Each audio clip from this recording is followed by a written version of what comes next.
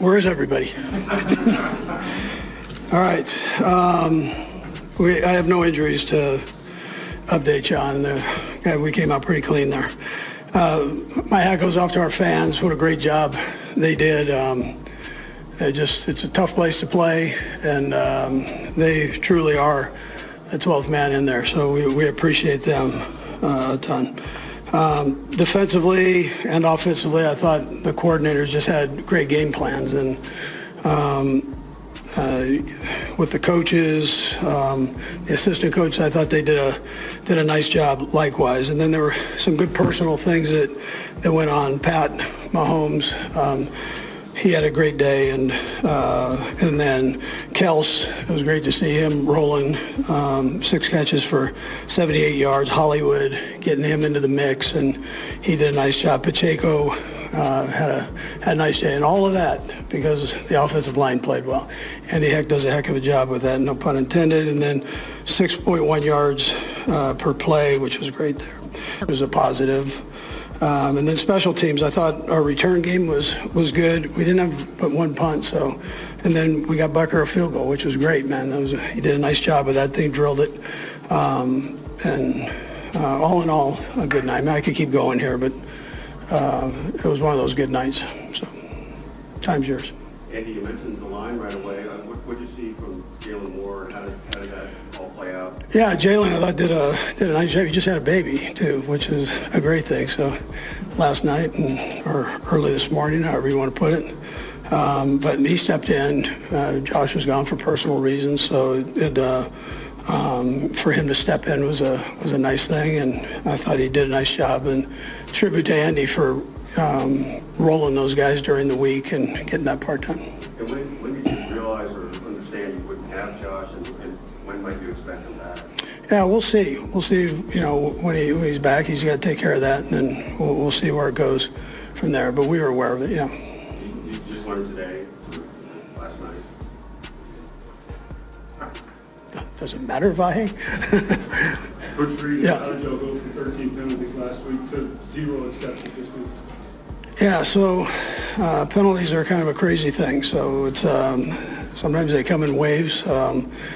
So I thought the officials did a nice job, but I thought our guys did a nice job of correcting some of those, with a good conscious effort to put forward there. So, yeah, it was a positive though, really. Andy, the initial 4th down you went for inside the 10-yard line, just take me through that decision. Yeah, the decision, I thought it was the right thing to do, especially when you're playing a team that scores a lot of points. But I just thought it was the right way to go. Those are all subjective decisions. And then I know if you talk to the stats guy, they're going to tell you to go for about every 4th down. And Frazier does a good job of keeping it within reason. So, but listen, it was the right time to do that. Is the way the offenses have been playing last week and the way they started out the game, does that make that decision? Is that kind of swing? Yeah, well, sure. I mean, it helps when we're doing okay. Yeah, that sure does. Yeah. Andy, you mentioned the game planning offensively and defensively, but to what do you attribute kind of the surge the last 3 weeks or so and how the offense has been? Yeah, I know. I mean, I've said this, but getting one back was a big thing. Xavier brings a lot of energy, and he can do a lot of things for you. And then he has an attitude there that he brings, and getting Rasheed back in the building, I also think was a big part. I think they felt that they were whole again, at least by body there. So that was positive, having him back in the building. And you also feel like Hollywood's kind of getting his stride and what you might have thought. Yeah, that's what I was saying. He had a nice day, 4 for 45, a couple TDs. He's a good football player. He loves to play. So I'm trying to give him the ball in many ways. We had the jet sweep to him, which was good, and down in there in the red zone. So that was a helper. Coach, their first drive was 15 plays, and they got down there and looked like they scored a touchdown. Were you aware of the teal hat? Yeah, actually, the official told me right away what went on. So yeah, but it was weird. You don't see that very often. It was a different kind of play too. So they're very creative in what they do, and That one, he didn't get set, so that was a problem. A little weird and maybe ugly at the end of the game. What was your view of what happened out there afterwards? Yeah, well, you guys saw it. I mean, it was, the guy came up and hit Juju for what looked like no reason. I mean, we're taking a knee, so, that's tough. I mean, put pretty good damage on Juju's nose. Andy, you scored touchdowns there right before halftime and right after halftime. How big was that in the game? Yeah, well, they deferred, so they gave us an opportunity to get the ball the second half. We were able to come out and score there, which I thought that was big. Anytime you come out that second half and move the ball a little bit, I think it helps everybody. And then in the first half, it was a good drive. I can't say enough about, the Nagy's, the Blameyers, these guys that put that plan together, man. Connor and the whole group just had some good stuff. Todd Pinkston and his, De Leon, we've added into the mix here, and he gives us a nice perspective from the defensive side, and he's kind of gotten into the offensive part of it too, so that helps just with putting the game plan together. But I thought it was a thick game plan. Andy, you mentioned Travis earlier, but can you elaborate a little bit on what you see about why he's so effective tonight, particularly? I think he came back in great shape. I think he's been playing well all along. He particularly these last 3 weeks. So he came back in good shape, though. And at his age, that's important. That's a big thing. Last one, Sam. You mentioned the offensive line, but not just protecting on each individual play, but just the impact of what they've done maybe the past couple of weeks. Yeah. Yeah, you had asked me that before, and I agree with that they've gotten better as we've gone on. The young guys, or in this case, Jalen jumping in and doing his thing. So it's a good group, and they're physical. I think if you could take something away from this game, when they bear down, they can bear down. So that ends up being important. Thanks, Coach. All right, good. With his fiancée cheering him on from the stands, Travis Kelce delivered a steady, veteran performance as the Kansas City Chiefs fought to climb back to 500 with a much-needed Week 6 win over the Detroit Lions on Sunday Night Football. Despite signs of age showing in recent seasons, Kelce turned in a new season high in receiving yards, helping the Chiefs convert key drives and regain momentum in the AFC West. His connection with Patrick Mahomes once again anchored the offense. Mimoyo Stewart and Mainias Cascais Puidesdo, as Kelce led the team with 7 targets and 6 receptions. While Hollywood Brown found the end zone twice, Juju Smith-Schuster added 57 yards, and rookie Xavier Worthy contributed a touchdown on 4 catches. The game also saw Kelce surpass Jason Witten on the all-time list for most receiving yards in primetime games, another milestone in his Hall of Fame career.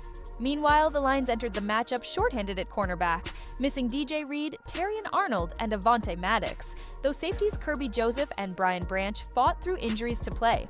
Analysts highlighted several prop bets heading into the contest, including David Montgomery's reliable rushing workload, Worthy's emerging role as Mahomes' deep threat, and Sam Laporta's inflated receiving line against a tough Chiefs defense. But it was Kelce's quiet consistency that defined the night. For a Kansas City team desperate to reestablish its championship form, the win wasn't about flashy stats. It was about rhythm, chemistry, and the reassurance that when the game is on the line, Mahomes can still count on Kelce to deliver. As the night unfolded under the bright lights of Arrowhead, the energy inside the stadium shifted from tense anticipation to roaring relief. Patrick Mahomes, facing constant pressure from Detroit's defensive front, relied heavily on Kelce's ability to find soft spots in coverage, something the two have perfected over years of chemistry. Every time Mahomes scrambled or rolled out of the pocket, it was Kelce who instinctively adjusted his route, turning broken plays into first downs. On the sideline, cameras caught Taylor Swift smiling proudly, clapping after one of Kelce's pivotal third down catches, a moment that quickly went viral across social media. For the Chiefs, this game wasn't just about numbers. It was about identity. After weeks of inconsistent performances and growing questions about their offensive firepower, Kansas City looked more like the team fans remembered, calm, calculated, and resilient when it mattered most.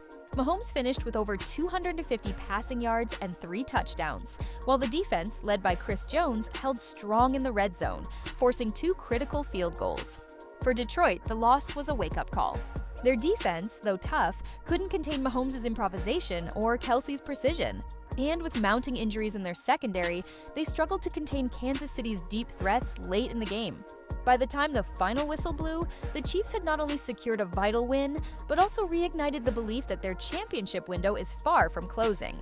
As fans poured out of the stadium chanting, "Chiefs Kingdom!" Kelce waved to the crowd.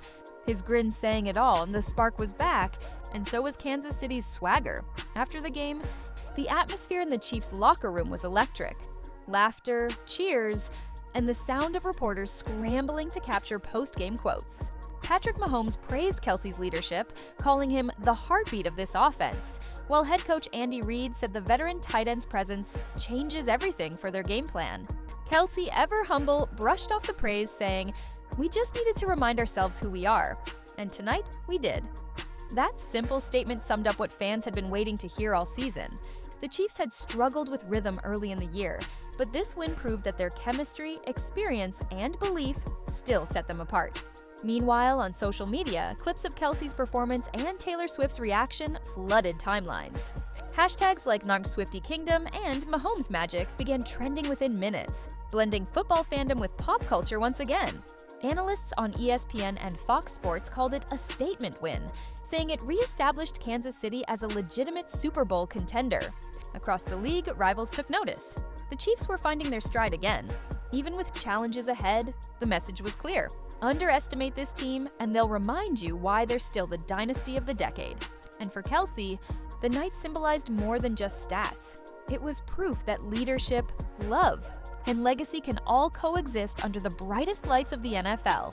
As the cameras dimmed and the crowd filtered out of Arrowhead, one thing was clear: the Kansas City Chiefs were back in rhythm, and Travis Kelce was once again the heartbeat of it all.